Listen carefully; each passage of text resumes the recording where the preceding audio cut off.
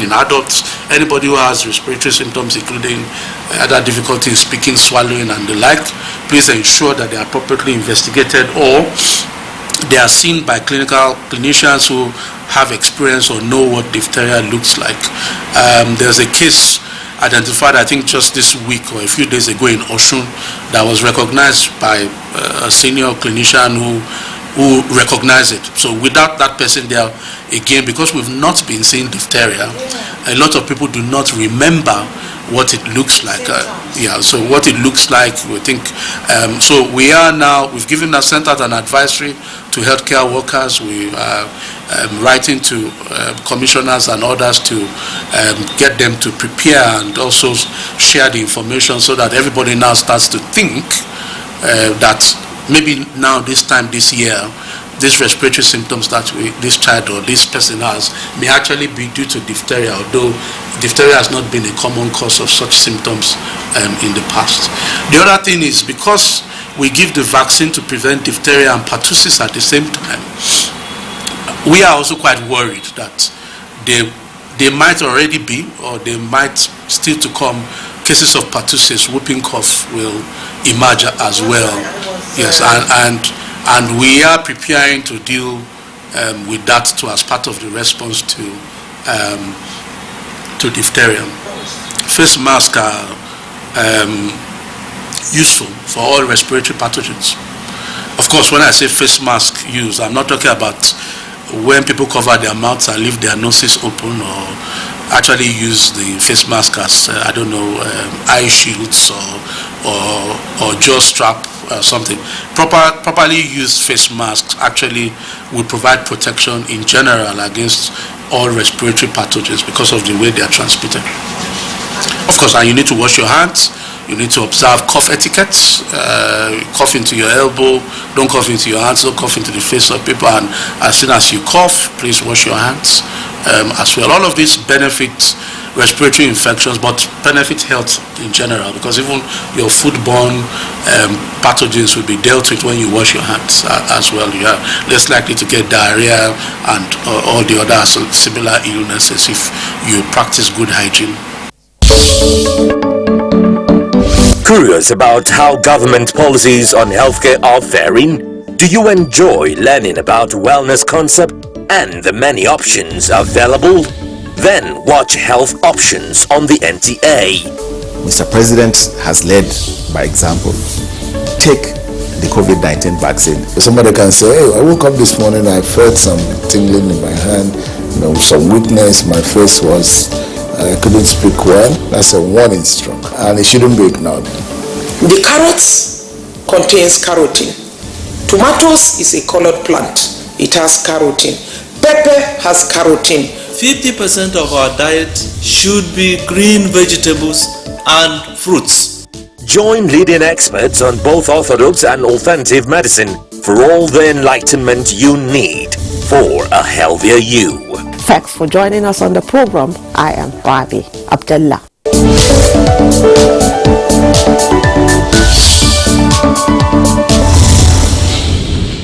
Well, the federal government has made vaccine available and are given free of charge. It behoves on parents and caregivers to ensure that children get immunized against vaccine-preventable childhood killer diseases, including diphtheria. Let's now turn attention to the increasing number of Lassa fever cases in Edo State and measures to contain it.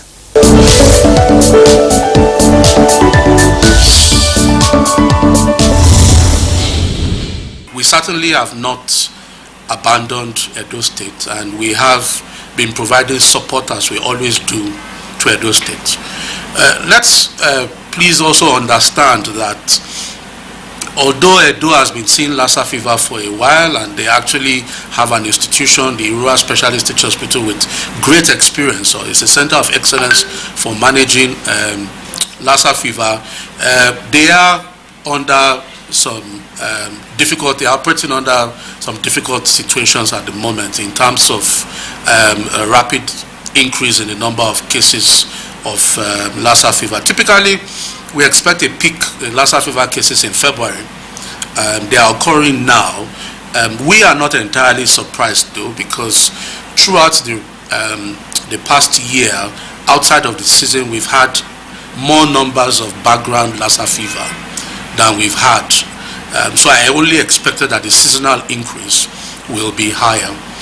But in preparation for the Lassa fever season, in November and in early December, the NCDC had actually prepositioned materials for all of the Lassa fever hotspots, all of the institutions, laboratory tests, PPE, mask, and all the other related consumables, which were delivered in advance of this uptick in cases. And as we speak, we have responded to the last requests for support in terms of consumables, diagnostics, and the like from IRUA and from the Honorable Commissioner for Health in Edo State. So the NCDC continues to support the Lassa fever response across the country and specifically in Edo State.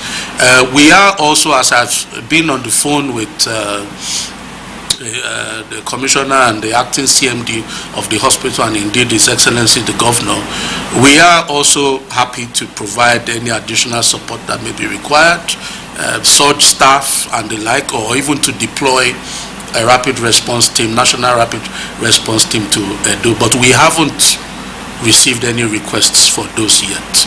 I can tell you that when Ondo State last year, about the same time, Owo had an uptick in cases, and they asked for such staff, for example, to cope with that. We provided support for that. So for all specific requests that we've received from ISTH, from the Honorable Commissioner for Health and others that are within our power to meet, we have provided.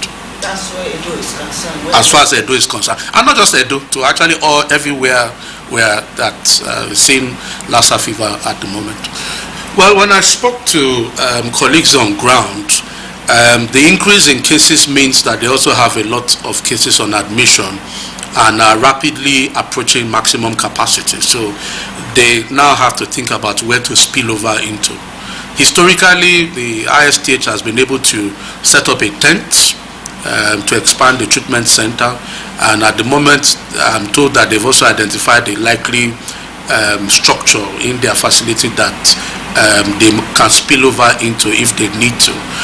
There might be some needs related to that in terms of setting that up, and I think some of those needs may need to be provided by the state or by other partners, because as you know, the NCDC cannot do everything in terms of, I don't know, perhaps if you needed a generator or you needed some building works or things like that, that's not really within our capacity to deliver in a short time.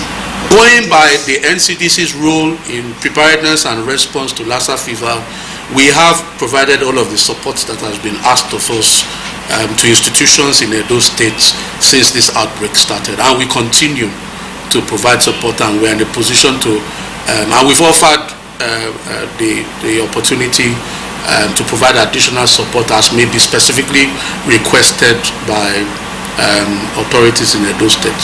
There might be other issues that have been, other things that may have been requested for that are not within our power to deliver, or that were asked of other people. So I cannot comment on those. And to the credit of Edo State has been conducting preparedness activities ahead of the Lassa fever season, I think since early November. Conducting sensitization, awareness, going down to the local governments, and engaging with communities to prepare for the season. And perhaps one of the reasons why we're seeing more cases is actually the outcome of their own efforts to make sure that communities are adequately engaged and sensitized about Lassa fever, and also to present early to hospitals. So I think they have done very well in that respect, and typical of what happens when you go and rattle bushes and you got lots of animals coming out. I think there's now been many cases, probably more than anticipated compared to the previous year, but not unusual, because I think if people remember, in 2021 the trajectory of case increase for Lassa fever was quite steep. It's just that it tapered off a bit early before it became a big problem for us and the respective states where these cases are looked after, and that's the scenario. There are other issues related to Lassa fever seasonal peak, the dry season, the burning of the bushes, the need for animals now to these rats to come and look for food in our households and the like. And there's still quite a bit of work that needs to be done in general to make citizens look after their environment better and sort of ensure the type of cleanliness that will prevent rats from coming close to or into our dwellings to find food, because that's really how transmission occurs. The rats that are naturally infected with this virus come into our houses and contaminate surfaces, contaminate food, and then we go on and contact those and catch the infection. And then of course, if you care for somebody who is sick with Lassa fever, then you're at risk of catching it too, and so on and so forth. Household contacts are a very at-risk group, and many of the Lassa fever cases that follow after identification of the first few cases are close contacts of people who have Lassa fever. So again, our recommendation is when you've got an acute febrile illness or acute onset of a febrile illness, it's very important that you seek health care and have an early diagnosis. Because what an early diagnosis does is, one, it allows you to correctly identify what's wrong, allows us to separate you from the patient, or to even tell you, look, you now need to take extra precautions to protect yourself from catching Lassa fever from this loved one. And it also allows us to institute early treatment, which reduces the length of time that the person is infectious in terms of the ability to transmit to others that are around them. We need to look after, it's not just the contact, it means you have to look after beddings and other material, clothes and other materials that patients have been in contact with, and handle them with care. But most important thing is to make sure that you get your family member, loved one, friend into care in a hospital that looks after Lassa fever cases as soon as possible. The lessons from 2022, and I'm sure applies to the previous years, is mitigating threats, especially public health threats by communicable diseases, is an all of society responsibility. It's not just the NCDC may play a role, coordinate, but you know, the responsibility, everybody needs to work together from the community level upwards. Look after your environment, present early to hospital, report anything that looks strange to the relevant authorities so that appropriate decisions can be made to inform that. And we all need to work together to do that. The second point is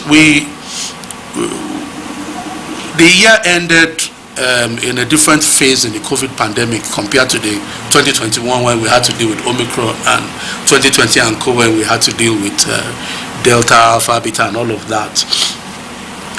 We need to take forward the lessons from COVID, and as an agency, for example, we are quite keen to ensure that this year we try and consolidate many of the investments into COVID into a streamlined functioning unit that is always there at the background. We don't want to lose investments that have been made.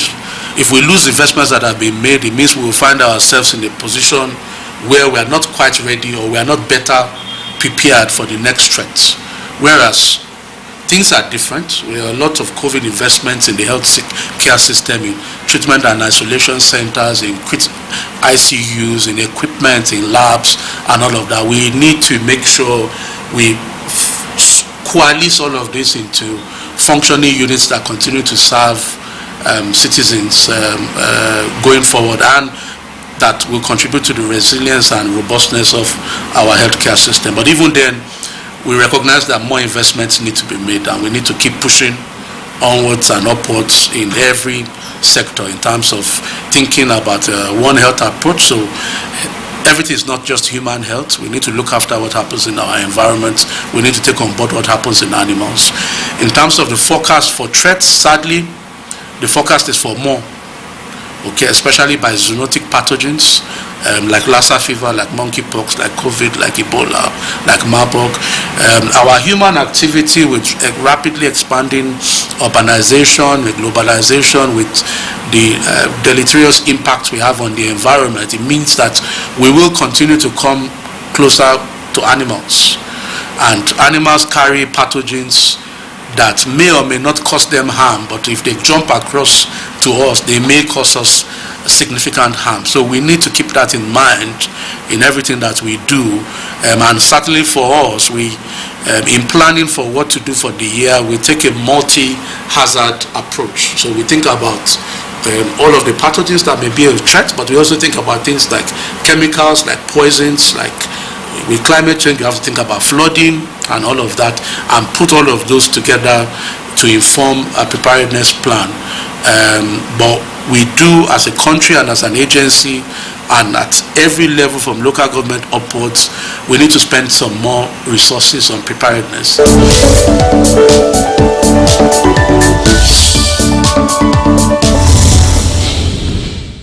That's the size of our package of this episode of Health Options. A quick reminder that you can go to our YouTube channel to watch the upload of these and other episodes of the program.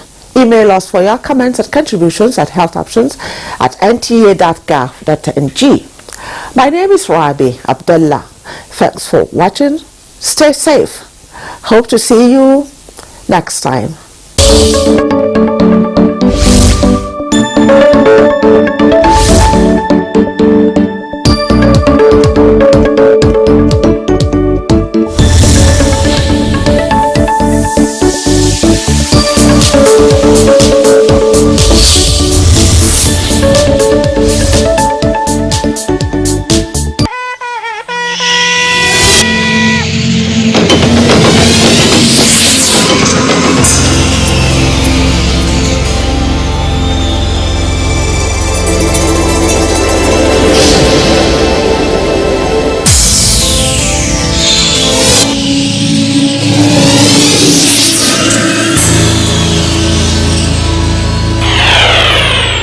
NTA, you can't beat the rich.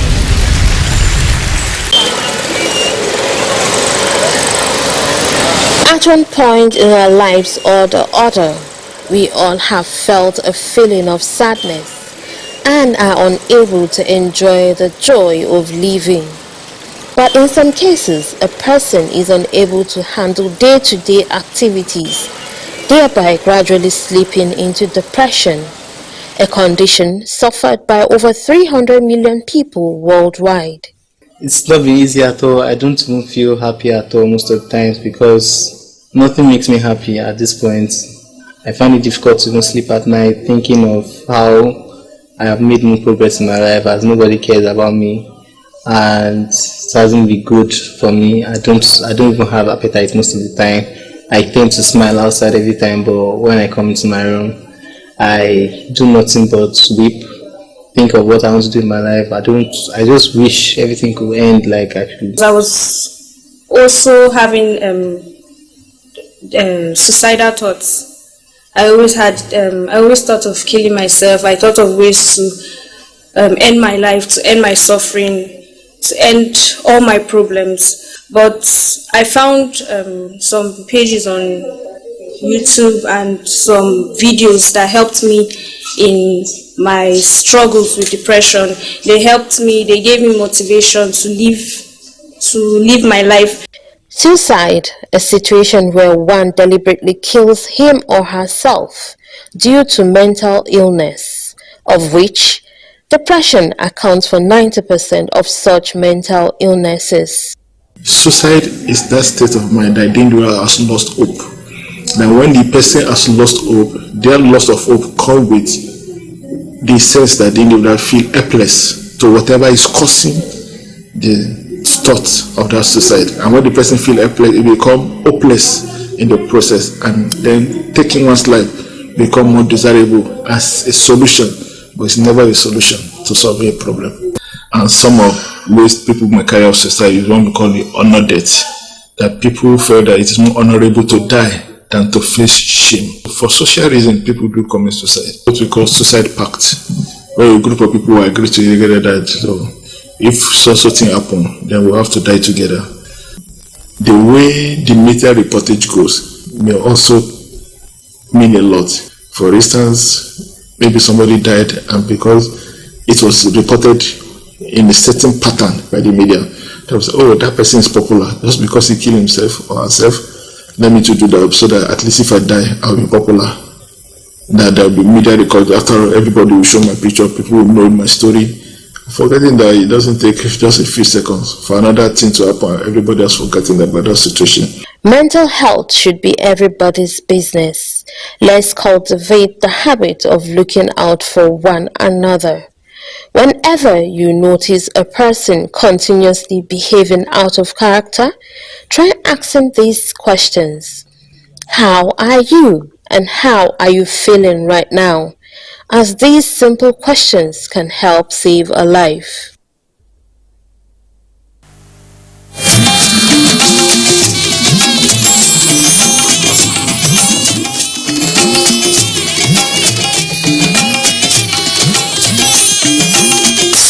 This is the network service of the NTA.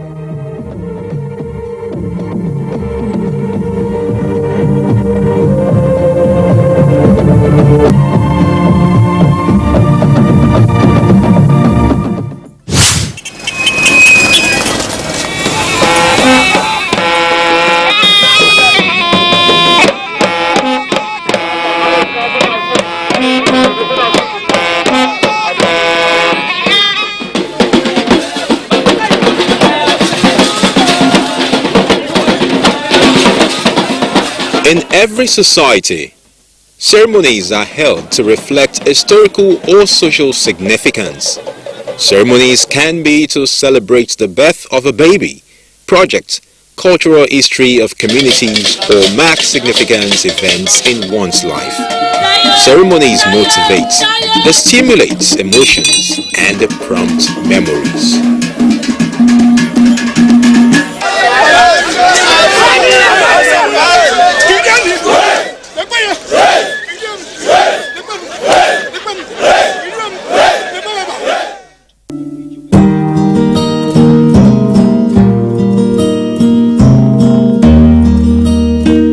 This painting by Okonye is a really beautiful one. It shows the Nigerian woman in her full regalia, maybe the Niger Delta one, all gaily dressed and dancing. Obviously, that was from a ceremony.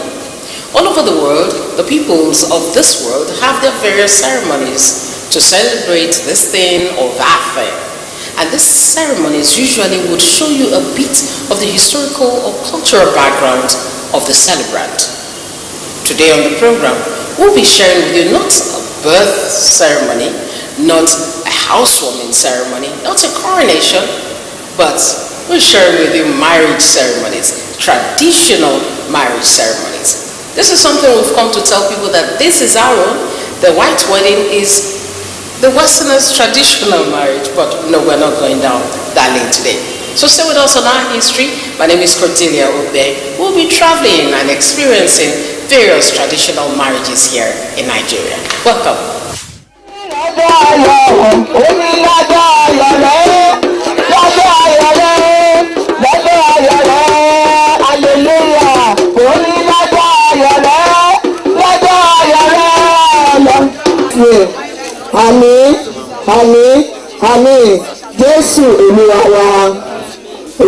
A marriage ceremony is a rite performed to bring man and woman together as husband and wife.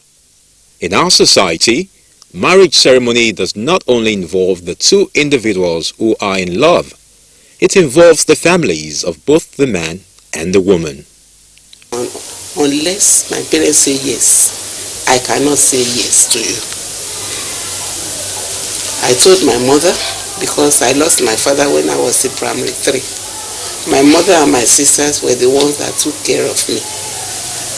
My mother was not happy about it because I've just entered university at that time. She said, this boy, who is about to finish? No, he wants to derail you. He has finished already. He said he will not allow. But after much persuasion from my sister, my mother agreed. But before she agreed, she said, unknown to him, she said, my junior sister and I should go to their village.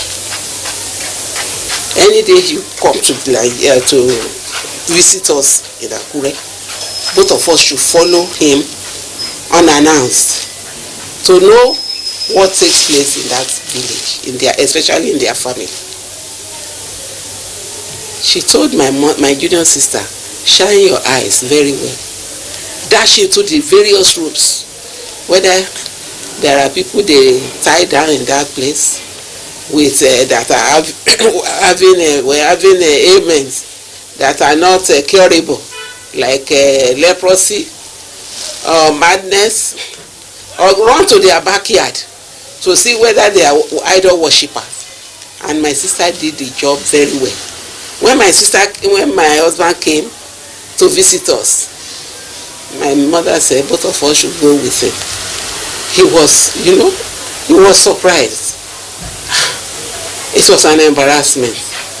Visit that she did not prepare for, but somebody looking for a wife. He had no option but to dance to the tune of my mother. We went and we saw the village, very small village, a remote place, in a remote area. But what we discovered is that the people there had good mind. They welcomed me wholeheartedly. And my sister did the assignments. Went round, could not find any of such things my mother was looking for. And we came home with good reports. It was then my mother said, okay, even if they are poor, they are not rich, but because they have good mind, they are loving people, that she will allow me to marry him. In the olden days, a child or a girl will not meet themselves as husband and wife. It's between father of the girl and the father of the boy they'll meet. They may be friends. The families, they may be friends. So, I saw Aisha. I want Kabir, my son, to marry your daughter Aisha. And he is a friend of, they're all friends. Say, okay, no problem. There's no problem. That matter is settled. Nobody can change it again. After I have done the necessary things, number one, you visit the family for 3 times with 3 pots of palm wine.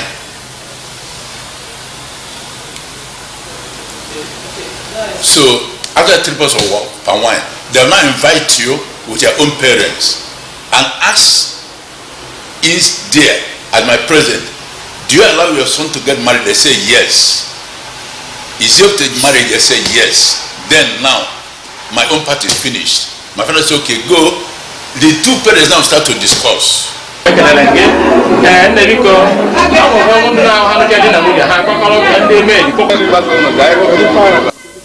Traditional marriages in Nigeria in most communities show the diversity and richness of the Nigerian culture and style. The ceremony attires, food and traditional rites are quite different. That is the wonderful ceremony of the day, dancing expressions our joy on the day of our traditional marriage ceremony. Wonderful. Rites and steps are taken by the 2 parties.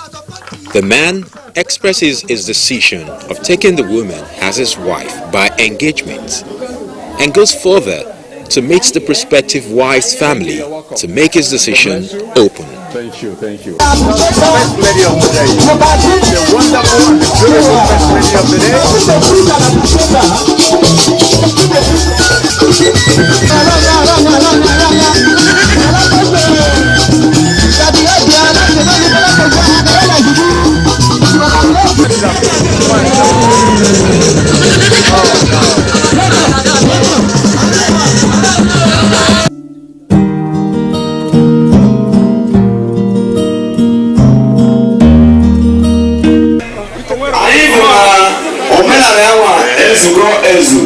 In the past, when a man sees the woman he wants to marry, he will first seek permission from her parents.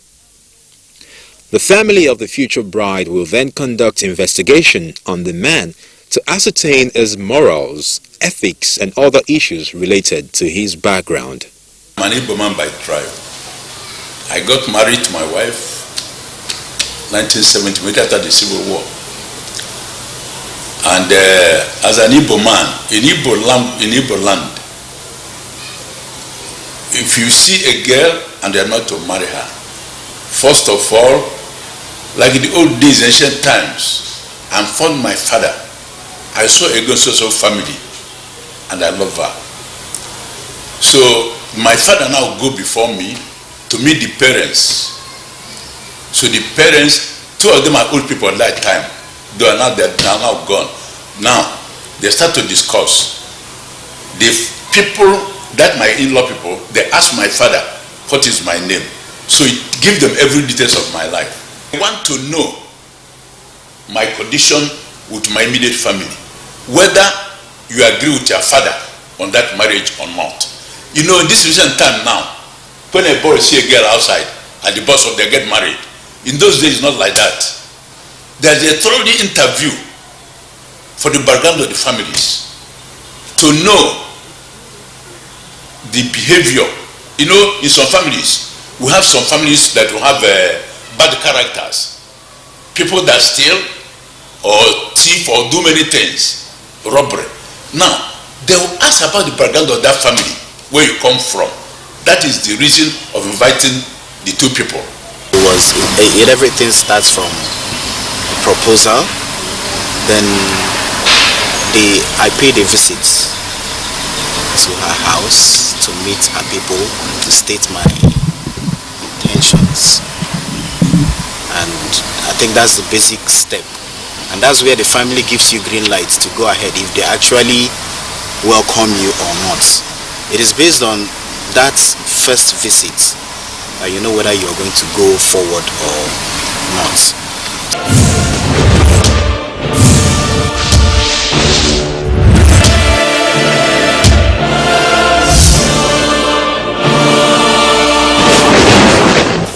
Our history.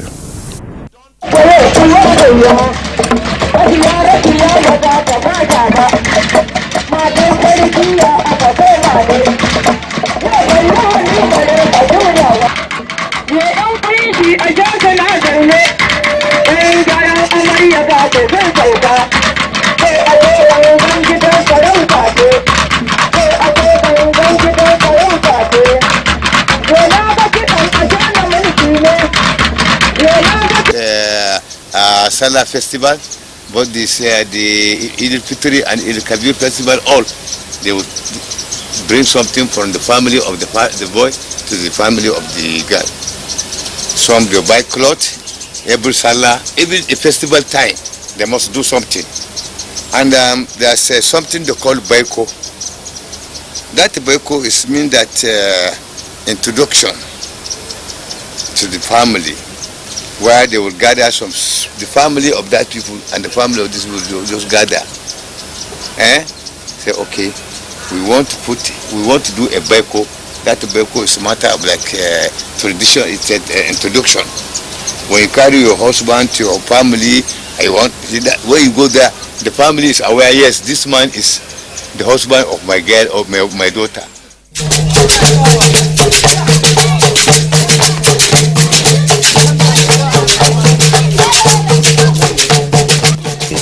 In Fulani tradition, the groom is made to undergo a rigorous flogging publicly to prove his strength, endurance, and resilience, as the nomadic Fulani are known for their hard work and courage. We have a tradition of my people, and you must have to do the tradition. Go? Aha, no problem. No problem. If it is money, no problem.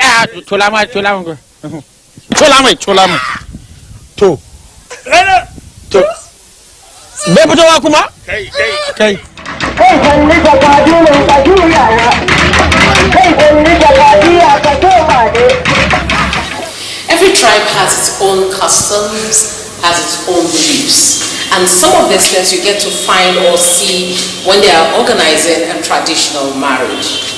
Mine, for instance, has a bit of it that has to do with escorting the bride to the groom's home after the wedding or the marriage. It's usually very nice. You have the people dancing, all her dowry following her, and oh, colorful. The clothes really beautiful. But I'm wondering now, do such things still mean anything to the society today? Let's find out as we ride on. Our history.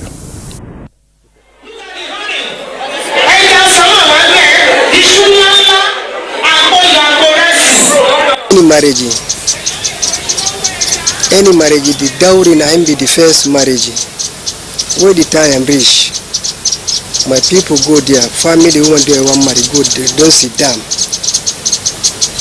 The first one between them and the us, dowry for marriage. Now be the first one do people and us. Where the sadaki for house and gosh. That dowry do somebody go pay before he marry. Now hang outside the court sadaki. In those days, let's 70s,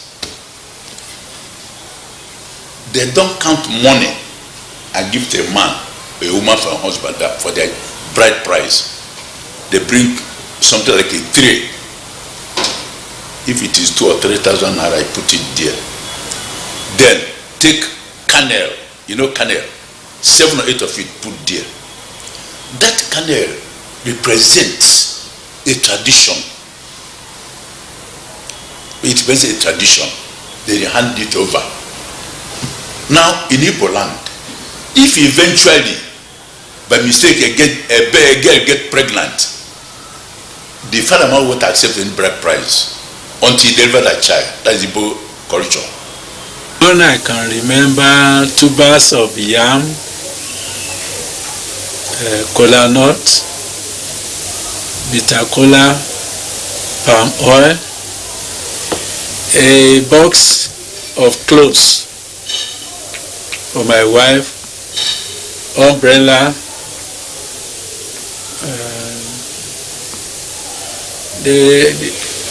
I think a live goat. They were over 50 items, so you know it's a very long time. So, but those were the main ones.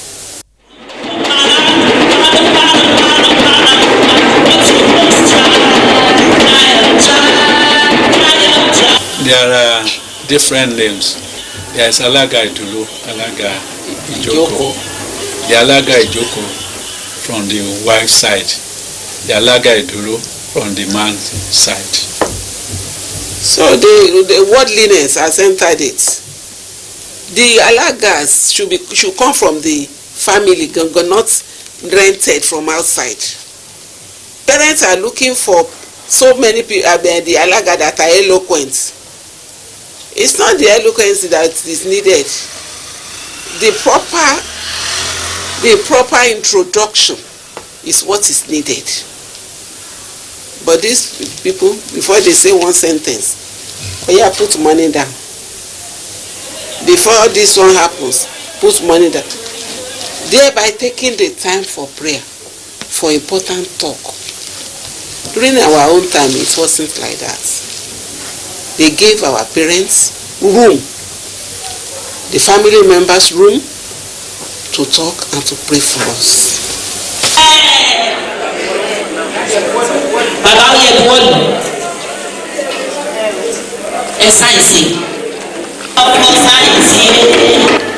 Well, in the Yoruba culture, an elaborate proposal letter is presented by the groom's family and read by the youngest member of the bride's family.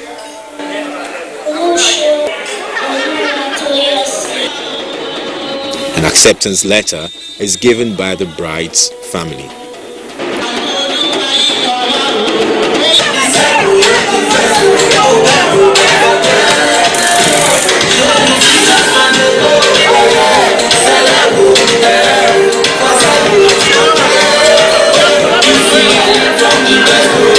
The groom-to-be, his families and friends prostrate on the bare floor, not minding their beautiful clothes on the traditional wedding day.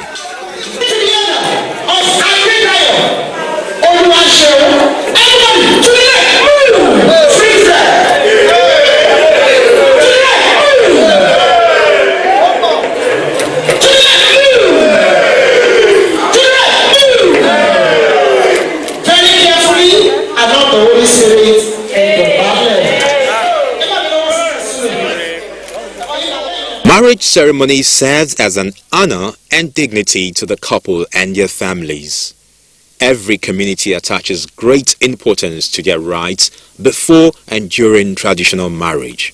It was a joyful occasion, especially when they asked my husband to be prostrating as many times as possible. I was peeping through that door where I was, that room where I was locked in.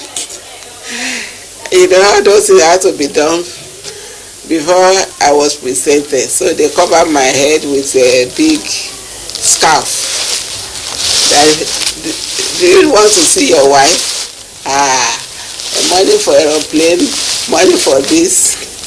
They were putting the money inside the tray. But eventually when I came out, people shouted.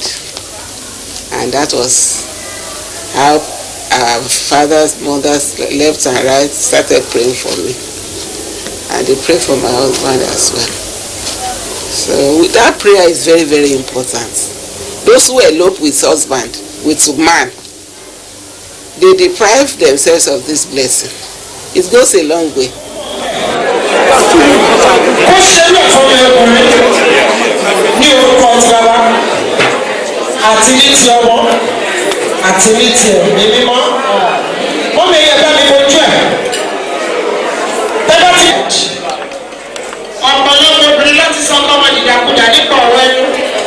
Begin to call him a good head. Call him a good head, a head indeed. Call him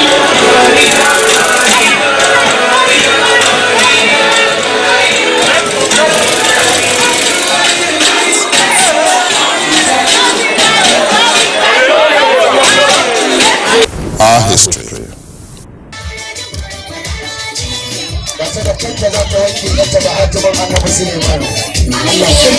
Every society always portrays their traditions, and most of these traditions have positive impacts. Like in Igbo land, one cannot attend a traditional marriage ceremony of another person if he or she did not celebrate a daughter's one. Traditional marriage is very, very important. You know why? Like our old mothers don't reach 60, 80 years. They can't be able to come to the township. So they take that marriage closer to them, that this is their in-law. They will know the person, that this man is marrying my daughter. They can't be able to come from his village to the township. So that's why they go there for their tradition. And they will pray over the two persons, the girl and the boy. That old man, old woman will come and pray. My son and my daughter, God will help you. You bear children. After you tell your children, then your children will in turn take care of you in old age. And they say amen. That's all. That's why they did this at the village. So it's very, that tradition is very, very important. Very, very, very important. If they want to do it in the way that the old men at home will know, like last 3 years when my last born got married, we sent those things to the village for them to go and do it over there. Even though my son is not going to be there, but they send it down there. This is for traditional marriage. You let them know that their daughter is getting married inside the village. So it's very, very important. It gives them joy. And they need to pray. They want to pray for the couple that God will bless them. They can't come to the township. They're not old. This work is by Kende Jagun. It's actually in the garden in Freedom Park. This is a lady in the fattening room, and it's written here that the fattening room is pre-marital practice of Cross River and Akwa Ibom states of southern Nigeria.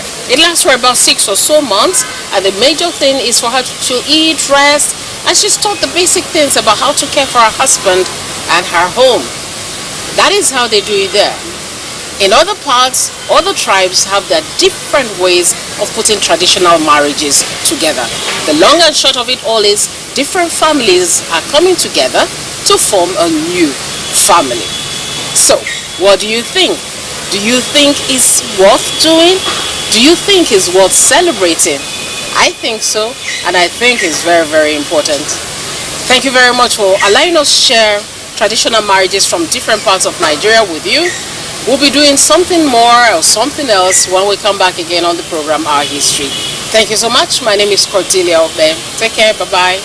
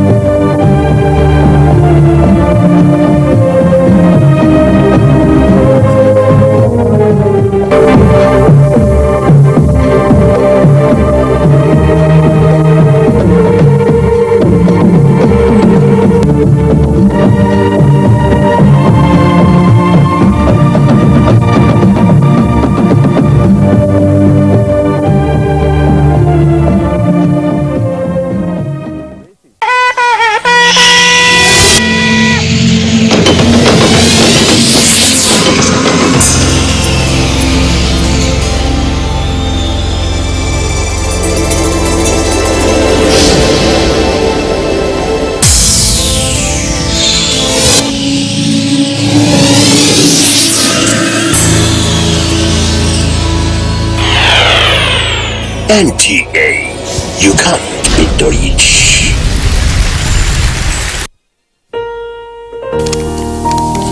Stress is a normal physical response to an event that makes your nervous system feel threatened at the perception of danger, whether real or imagined, giving your body automatic mobilization process known as the fight, flight, or freeze response.